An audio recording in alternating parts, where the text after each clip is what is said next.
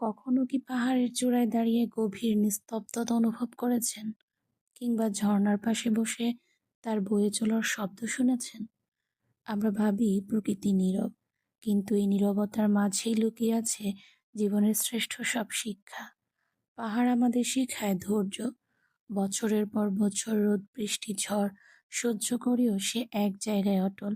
সে যেন আমাদের কানে কানে বলে দেয়, পরিস্থিতি যত কঠিন হোক, নিজের জায়গায় শক্ত হয়ে দাঁড়িয়ে থাকো।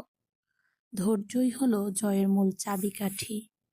ঝর্ণার দিকে তাকান, পথে কত সহস্র পাথর, কত বাধা, কিন্তু সে কি থেমে থাকে? না, সে পাথরের পাশ দিয়ে ঠিকই নিজের পথ খুঁজে নেয়।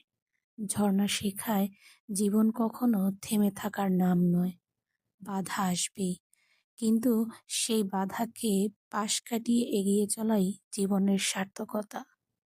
আর এই গাছগুলো, তারা রোদ পুড়িয়ে আমাদের ছায়া দেয়, ঢিল খেয়েও আমাদের মিষ্টি ফল দেয়। বিনিময়ে তারা কিছুই চায় না।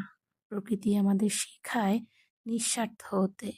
দেওয়ার মাঝে যে কি তৃপ্তি, তা কেবল এই উদার প্রকৃতিই জানে।